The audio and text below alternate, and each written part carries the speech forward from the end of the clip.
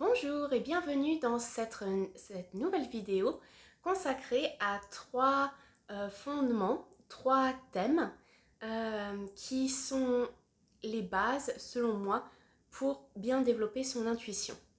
C'est basique ce qu'on va voir, mais c'est important parce que quelquefois il faut revenir à la base pour vraiment bien développer son intuition. Et vous allez voir, si j'ai décidé de faire une vidéo qui regroupe trois thèmes en même temps, c'est que souvent on les confond et souvent ils sont appliqués ensemble, notamment pour développer son intuition. Et que voilà, ces trois thèmes en plus, ils peuvent vous aider par rapport à plein d'autres problématiques, notamment des problématiques du quotidien, et vous apporter du bien-être au quotidien. Donc, quels sont ces trois thèmes? Nous avons pour commencer le moment présent, après nous avons la pleine conscience, et le troisième thème, c'est la présence en soi.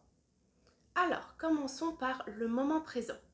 Le moment présent, c'est le simple fait de prendre conscience que nous sommes ici maintenant, un corps présent dans une pièce, dans un lieu en particulier, et un moment particulier. C'est tout juste ça. Et pourquoi c'est déjà important de le faire? Parce que vous êtes nombreux à soit être trop dirigés vers le passé. Par exemple, vous ruminez, vous passez en boucle un meeting, vous passez en boucle une scène pour voir si vous avez été à la hauteur.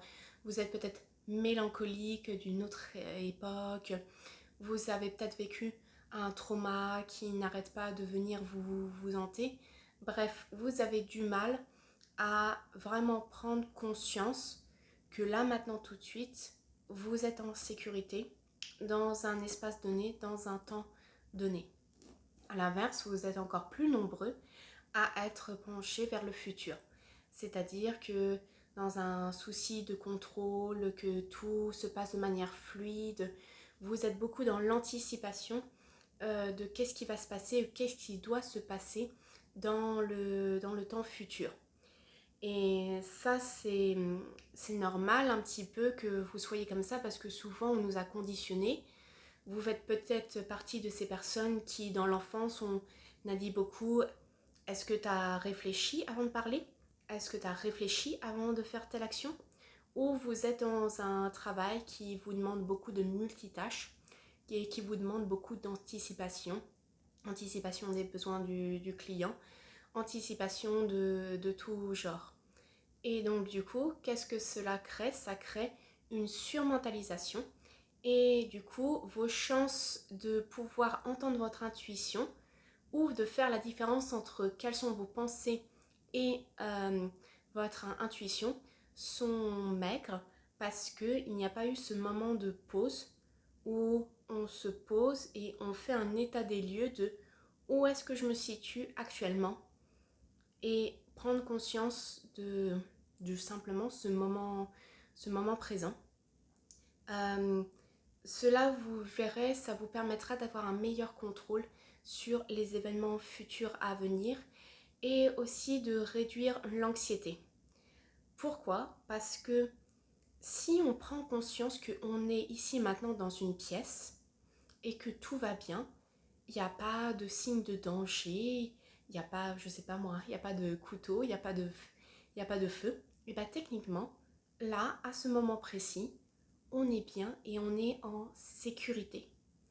Et ça, c'est super intéressant et très efficace si vous souffrez par exemple de troubles de l'anxiété. Vraiment, de continuellement vous rappeler que là, maintenant, tout de suite, tout va bien, je suis bien et ça va aller, je peux prendre une pause pour simplement me sentir bien et que c'est pas parce que j'ai arrêté l'espace de même peut-être 5 minutes à penser à l'extérieur, à penser au futur qu'il va arriver quelque chose de mal. Donc voilà la première notion. La deuxième notion, c'est la pleine conscience. La pleine conscience, c'est cette notion de je suis attentif à ce qui se passe autour de moi ou à ce que je suis en train de faire. Je vous donne un exemple. Si je fais la vaisselle à la main, je suis dans le moment présent. Qu'est-ce que je suis en train de faire? Je suis en train de faire la vaisselle. En pleine conscience, je suis attentif à la sensation de l'eau sur mes mains, à la sensation, ou plutôt le bruit que fait l'eau. C'est comme si j'éveillais tous mes sens pour ne plus utiliser mon cerveau analytique. Et ça permet, là encore, d'un peu se calmer, mais surtout d'apprendre une notion qui est importante dans l'intuition, qui est de devenir observateur. Observateur, et par le corps, par les ressentis du corps, ça permet d'affiner ses perceptions. Je vous donne un autre exemple.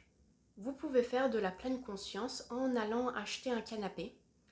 Si vous voulez un canapé en tissu, au premier coup d'œil, tous les canapés en tissu vont vous paraître pareils. Mais si vous êtes vraiment attentif à la sensation du tissu sur vos doigts, vous allez petit à petit affiner votre ressenti et du coup venir ressentir qu'il y a une différence. Et du coup, voir lequel vous semble mieux au toucher, lequel est le plus agréable. C'est d'autant plus important que si vous avez vraiment cette peur que il vous arrive quelque chose ou qu'il vous arrive un pépin parce que vous n'avez pas anticipé, et bien sachez que c'est le meilleur moyen, la pleine conscience, d'avoir le contrôle sur sa vie. Je m'explique.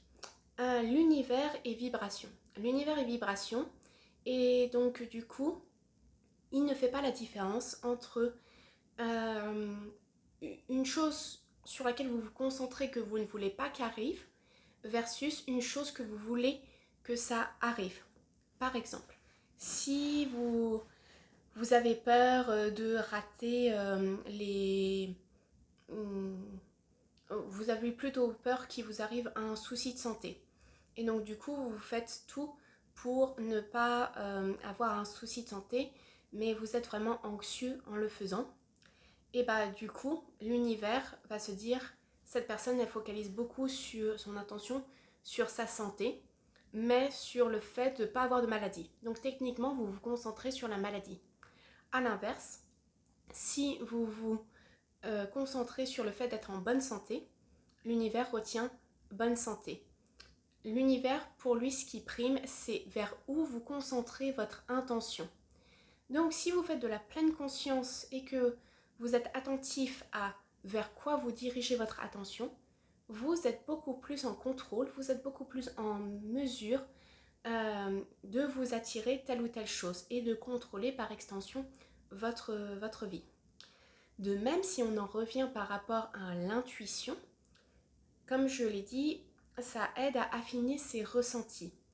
Mais bien plus que ça, comme ça permet au cerveau d'être en pause, vous savez que dès que vous avez une pensée qui vous traverse, eh ben c'est sûrement une intuition où vous ouvrez un peu le champ des possibilités à vivre des synchronicités. Un exemple encore avec le fait que je lave la vaisselle et que je suis attentif, je ne suis pas en train de penser à qu'est-ce que je vais faire pour le repas ce soir. Je suis vraiment pleinement concentrée sur les sensations de mon corps.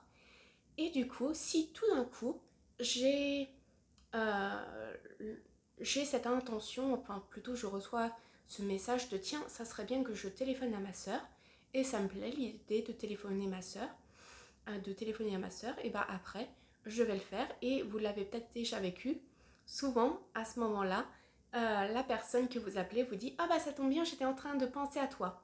Vous êtes beaucoup plus réceptif au niveau de vos canaux de perception avec cet effet de pleine conscience.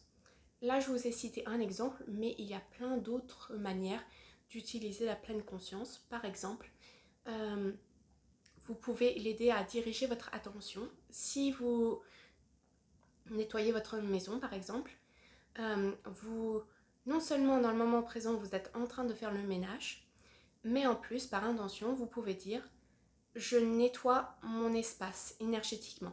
Et donc, même si vous ne faites pas de rituel comme passer de la sauge pour purifier votre maison, peut-être le simple fait de passer le balai et que vous ayez mis l'intention de venir purifier votre maison, et ben ça va se faire naturellement parce que vous avez dirigé l'énergie en pleine conscience vers quelque chose. Voilà pour les deux premiers thèmes et comment ils s'emboîtent ensemble. Le troisième thème, c'est la présence en soi. Alors la présence en soi, c'est de venir prendre conscience de comment on se sent à l'intérieur, que ça soit d'un point de vue physique, d'un point de vue émotionnel ou juste un état des lieux de manière générale. Je vous donne un exemple. C'est pas anodin si j'ai choisi pour la miniature de cette vidéo une tasse de thé et un livre. Surtout la tasse de thé. Donc on récapitule. Je bois une tasse de thé. Ça, c'est mon action dans le moment présent. Je viens sentir les différents arômes, je viens toucher la tasse qui est chaude. Ça, c'est la pleine conscience. Je deviens observatrice des différentes sensations, des différents sens qui sont éveillés par cette tasse de thé et même qu'est-ce qu'elle me procure quand je bois du thé. S'ajoute à ça la présence en soi. Quelles sont mes émotions? Qu'est-ce que je ressens pendant que je suis en train de boire cette tasse à café? Et là, il faut faire attention à ne pas enclencher le mode surmentalisation et le mode trop analytique. C'est juste un état des lieux de comment je me sens. Donc, par exemple, si je me souviens la dernière fois que j'ai bu du thé et qu'est-ce que ça m'a procuré en moi, ça m'a procuré du plaisir, ça m'a procuré du calme et de la complétude. Je me suis vraiment sentie bien en cet instant. Alors, vous me direz, ça paraît très basique. Mais peut-être que ça vous arrive. En faisant ça, en venant simplement vous poser et boire une tasse de thé, la présence en soi va être difficile. C'est-à-dire que vous allez peut-être ressentir une espèce d'agitation à l'intérieur de vous parce qu'il y a un mécanisme à l'intérieur de vous qui s'est activé, qui n'aime pas cette notion de venir s'asseoir, boire une tasse de thé et prendre du temps pour soi. Ça vous permet d'accéder à une information inconsciente qui tourne à l'intérieur de vous dont vous n'avez peut-être pas conscience. Et donc du coup, cela vous permet de venir l'observer pour peut-être venir la traiter si elle est compliquée. Il y a des personnes qui sont en fuite d'elles-mêmes. Elles n'aiment pas faire un état des lieux d'elles-mêmes parce que pour diverses raisons, tout simplement on leur a enseigné que c'était mal de prendre du temps pour soi, c'était égoïste et que du coup il fallait beaucoup plus être attentif si tout le monde autour de soi se sentait bien par exemple. Ça peut être le simple fait que on n'arrive pas à s'accepter et donc du coup le simple fait d'être présent en soi et de se poser la question comment je me sens là maintenant tout de suite, c'est trop. Il y a des personnes qui sont coupées de leurs émotions parce qu'elles les ont pas accueillies ou parce que justement c'était pas bien de ressentir des émotions et donc du coup tout ça ce sont des facteurs qui peuvent bloquer l'intuition parce que en plus d'activer ces différents sens pour venir ressentir, accueillir une intuition, il faut se connaître pour pouvoir bien l'interpréter et comprendre ce que cela signifie pour nous, car nous sommes tous différents et comme je l'ai dit, on peut être surpris de comment véritablement on se sent en soi. Ça permet aussi beaucoup de faire le bilan. Par exemple, il y a des personnes qui sont en fait dans un état de dépression, mais elles ne s'en rendent pas compte. Et que là, si le simple fait de boire une tasse de thé qui normalement par le passé leur procurait beaucoup de plaisir, mais qu'elles se sentent absolument tristes, elles ne ressentent rien, elles se ressentent vides, et bah c'est peut-être un petit warning que là il y a quelque chose qui va pas et il faut aller consulter. Donc voilà à peu près ce que je voulais vous communiquer. Une méthode simple en 3 étapes, essentielle pour développer votre intuition et vous apporter du bien-être au quotidien. Plus vous faites ça, plus vous allez voir que des synchronicités vont se présenter à vous, plus vous allez être apte à recevoir des messages et à bien les interpréter, et plus aussi vous allez pouvoir capter comment déjà vous capter, donc apprendre à mieux vous connaître, mais surtout à vous écouter et à pouvoir avoir un meilleur contrôle sur votre vie et être plus aligné. Voilà ce que je voulais vous partager. N'hésitez pas à me dire en commentaire si vous pratiquez déjà ça, comment ça marche pour vous, si vous avez d'autres petites astuces en plus de ce que j'ai dit que vous pouvez recommander aux personnes qui regardent cette vidéo. Et n'hésitez pas à me dire si vous voulez d'autres petites explications par rapport à d'autres notions que vous ne comprenez pas. Très belle journée à vous, à bientôt!